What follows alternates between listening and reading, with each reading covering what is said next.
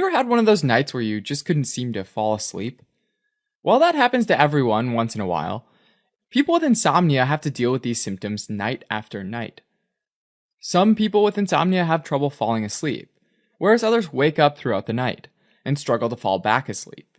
And these disturbances typically happen at least 3 times each week. Acute insomnia lasts less than a month, whereas chronic insomnia lasts over a month. Insomnia affects both the quantity and the quality of sleep, which makes it hard for individuals to reach the restorative levels of sleep, which eventually causes daytime sleepiness and fatigue, and over time, feelings of irritability, anxiety, and depression. This can lead to professional and personal problems, as well as day-to-day challenges, like falling asleep while driving. Although insomnia can happen without an underlying cause, it can also accompany and worsen other problems, like pulmonary diseases, psychiatric conditions, and a whole variety of conditions that might cause pain.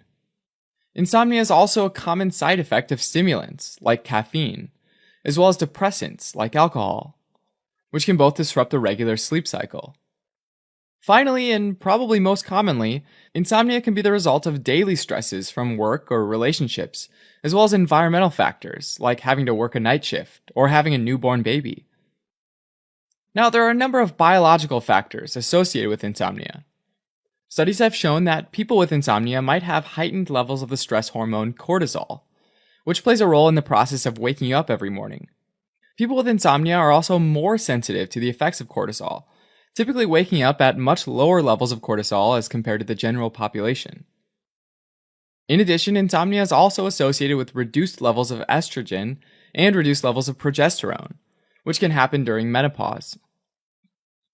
Commonly, people with insomnia will self-medicate with alcohol and benzodiazepines, both of which can be extremely dangerous. Alcohol abuse can lead to a number of physical and psychological changes that can rapidly worsen the sleep-wake cycle and lead to dependence. Similarly, benzodiazepines, especially short-acting ones, can also create dependence and have a high abuse potential, which can actually worsen insomnia if someone tries to stop using them. Now, one method of treatment is getting good sleep hygiene, which includes going to sleep and waking up the same time every day, including weekends. Getting good exercise, but not right before bed. Reducing alcohol intake, avoiding daytime naps, avoiding caffeine and smoking in the evening, and not going to sleep hungry.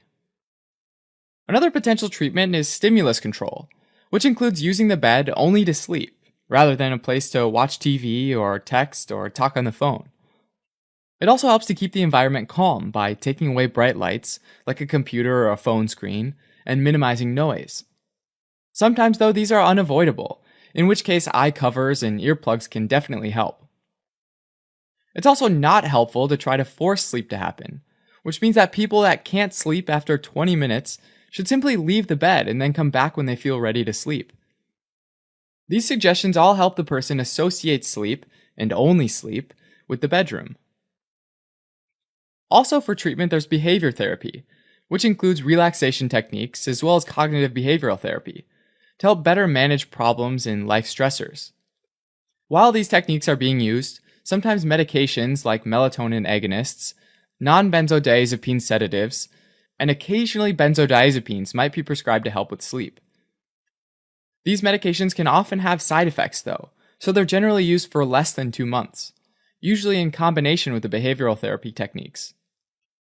Alright, so as a quick recap, insomnia is an inability to get restorative sleep that causes daytime sleepiness and fatigue, and can be managed with good sleep hygiene, stimulus control, behavior therapy, and occasionally short courses of medications.